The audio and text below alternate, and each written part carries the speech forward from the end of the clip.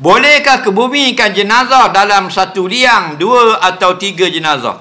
Haram dan harus. Satu liang, 2 mayat di dalamnya. Haram dan harus. Bila haram, boleh buat 2 liang. Haram buat 1. Bila harus, darurah, tidak ada kubur, atau ramai, atau takut rosak mayat dan sebagainya, maka dilonggarkan hukum, boleh diletak dengan satu lubang beramai-ramai. Ketika aman. Assalamualaikum warahmatullahi wabarakatuh. Sahabat channel Santri Kampung TV, bagaimana kabarnya hari ini? Semoga kita selalu diberikan kesehatan oleh Allah Subhanahu wa taala, diberikan nikmat iman Islam, rezeki yang halal dan thayyiban, rezeki yang barakah dan berlimpah. Sahabat channel Santri Kampung TV, mari kita simak tazkirah dari Ustaz Adar Idrus. Semoga bermanfaat. Tidak membuang masa, jom kita play bersama. Let's go. Aman, wajib satu lubang, satu orang, satu lubang, satu orang. Ketika darurah, dilonggarkan hukum. Al-umuru idza dhaqat ittasa'at, kata Imam Syafi'i dalam kitab Risalah. Pekerjaan-pekerjaan agama itu kalau sempit, dilonggarkan sedikit. Faham lagi? Jadi kita yang mati macam biasa, nak tanam satu lubang, satu lubang. Faham? Kalau ramai-ramai mati, payah nak gali dan sebagainya, maka dilonggarkan hukum, dimaafkan. Faham Soalan seterusnya.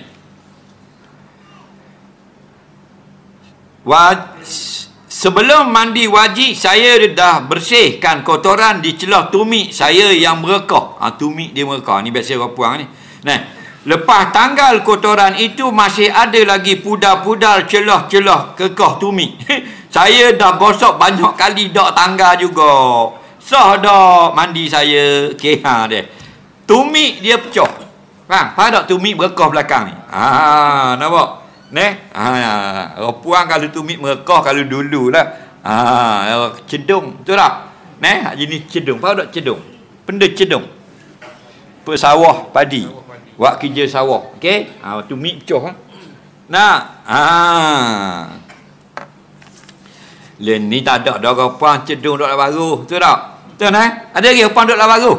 Ada dah. Duk dalam rumah belaka. Tak? Mana ada puang kerja kuat lah ni, betul tak? Duk dalam rumah, duk main TikTok ni. Tak lagi, betul tak? Nampak? Tak ada main latar lain dah. Duk jolok latar tu. Aku dengar juga. Buka lagu tu. Dia nak tengok Ustaz Somad kau. Nampak? Tapi kalau ni, kalau kau puang tu mik pecah pun 25,000 tak? 25,000 ni hantar orang. Tu mik pecah. Kalau tu mik kaca tak tahu.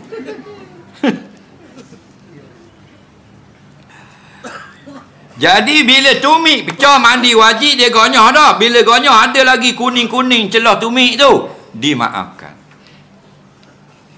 Faham lagi? Tak wajib ngendang kelorak tumit. Faham lagi tak? Tak wajib gonyah dengan bergudawa jadi luka habis, tak payah gitu. Kita gonyah, ada lagi warna-warna kotoran yang mana kerah lekat di situ, dimaafkan. Tak wajib berlebih-lebihan, tak boleh.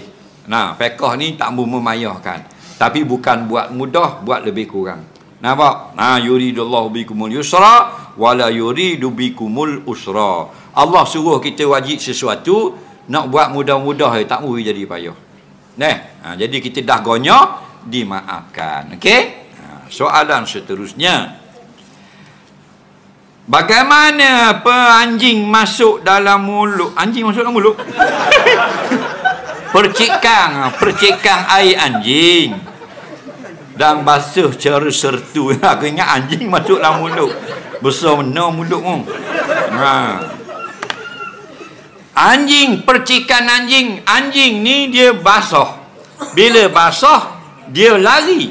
Bila lari, dia elok ke kita, kita pun elok ke dia. Masuk 2-3 titik air dari tubuh anjing dalam mulut kita. Faham? Kita pun dulu dah. Faham? Ada air anjing dah. Guna caranya. Dengar baik-baik. Apa saja yang datang daripada najis mughallazah juga mughallazah.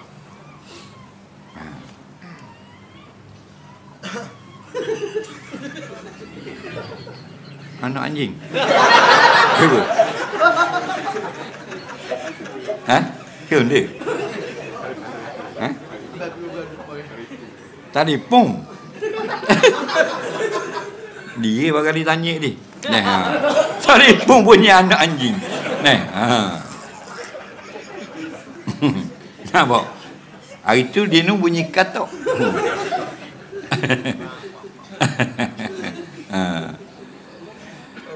Air yang bersih. Contoh, air tapping nyelanggar di anjing, curah tumpah atas tubuh dia.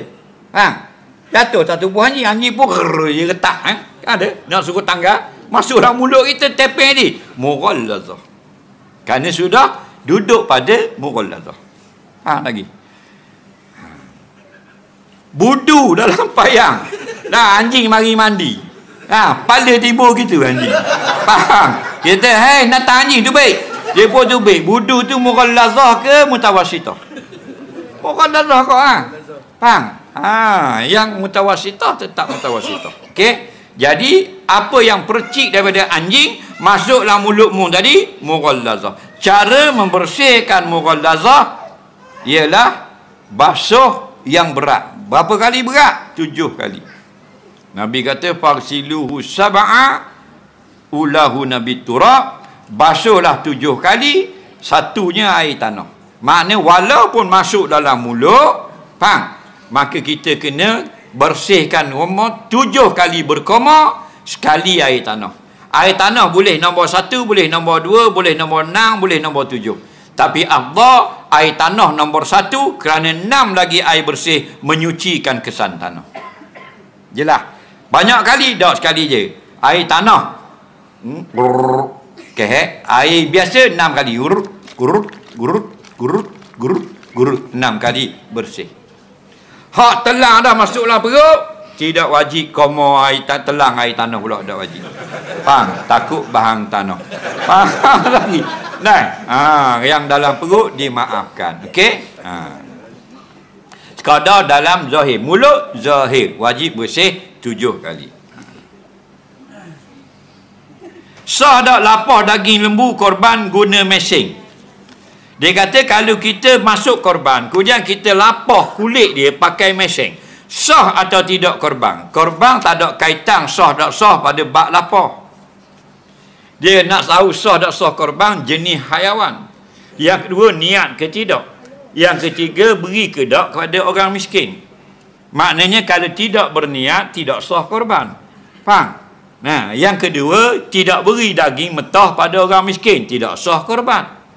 Yang ketiga, bukan binatang korban, dia korban itik. Tidak sah korban. Adapun cara lapar, cara kerat, cara potong tidak kaitan dengan sah atau tidak. Jadi hukum menggunakan mesin lapar hukumnya harus. Okey? Soalan seterusnya.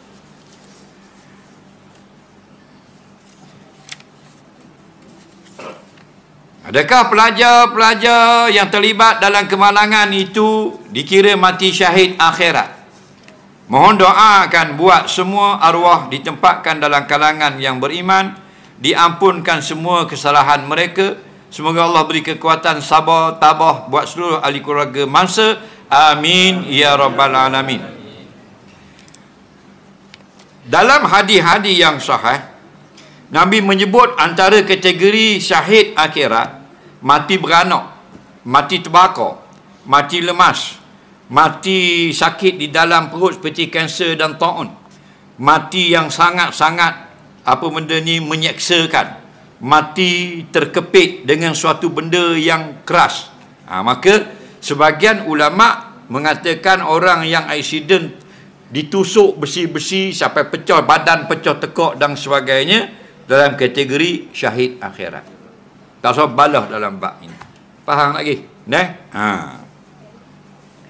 Maksud syahid akhirat ialah Allah matikan cara mengerikan itu, ada pahala bagi mereka atas kematian tersebut.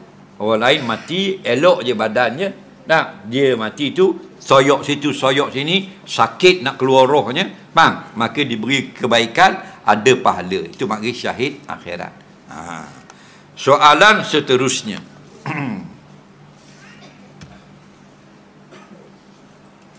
Bagaimana yang terbaik kita nak bagi daging korban? Kalau nak bagi daging korban, kita tak tahu nak kategori asnaf miskin pakai, boleh tolong jelaskan. Baik. Nak bagi daging korban, bagi peserta korban, ada dua cara bagi. Cara yang pertama harus, cara yang kedua afdal. Okey, cara yang harus ialah kita bagi 3 tompok, 3 bahagi. Kalau contoh kita dapat 9 kilo, maka kita buat 3 kilo, 3 kilo, 3 kilo. 3 kilo pertama untuk kita anak bini makan. 3 kilo yang kedua untuk orang-orang yang bukan miskin, seperti jiran-jiran dan kawan-kawan pejabat dan sebagainya. 3 kilo yang terakhir sedekah pada orang miskin. Itu cara ni harus. Hak bagian sedekah tu semua dapat pahala belaka. Tapi pahala yang paling banyak cara yang kedua. Itu cara Nabi. Lagu mana? Kita dapat 9 kilo, ambil dengan tapak tangan saja untuk makan kita dan anak isteri, selebihnya semua orang miskin. Itu sudah sesuai dengan soalan mana yang paling afdal. Tapi ingat, bukan maksudnya semua asnaf zakat, orang fakir miskin saja. Nampak? Orang-orang yang kesusahan. Kenapa? Kerana itulah tujuan korban. Kerana daging itu tidak mampu dibeli oleh orang susah. Orang susah tak ada beli daging lembu. Kalau kita tengok pagi-pagi beli daging, bukan orang susah. Maka oleh kerana dia tak dapat membelinya, tak ada berharta, kitalah yang ada harta, masuk korban, beri daging biar dia dapat rasa setahun sekali. Itu tujuan dia. Tak beri juga. Bola peti banyak-banyak.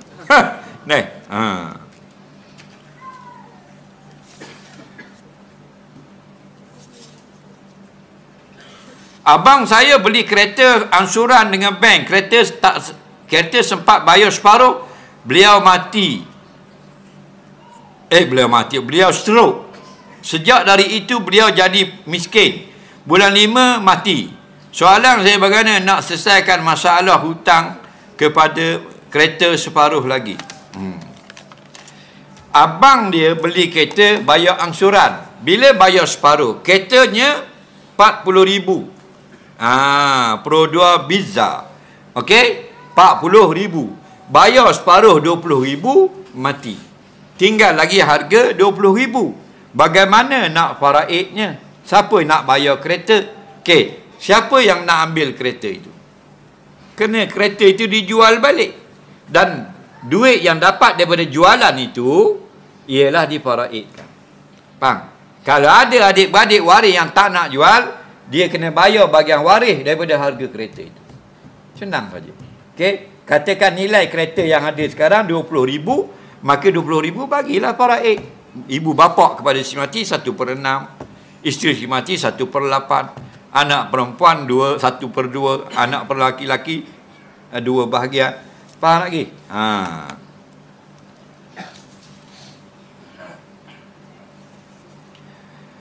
Adakah boleh seekor lembu dibagi kepada 8? Kerana ada berlaku di kampung saya, salah seekor lembu itu ada 8 penama. Dari 8 penama, 5 niat korban, 3 niat akikah. Jadi bagaimana dengan ibadah buat? Adakah sah atau kena buat macam mana? Dia kata kampung dia buat korban 8 bahagian, 8 nama ada. Faham? 3 akikah, 5 korban. Hukumnya tidak sah belaka. Jadilah lembu itu sedekah biasa atau lembu sembelih biasa saja. Kerana maksima tak boleh lebih daripada 7. Nampak? Nampak? Nabi kata, ambillah ibadah itu daripada aku. Khuz anni khuzu anni. Ambil ibadah daripada aku. Aku buat 7. Sahabat pun riwayatkan Nabi buat 7. Faham? Unta 1, biri-biri 1, lembu dan unta 1, kambing dan biri-biri 1, unta dan lembu 7. Faham?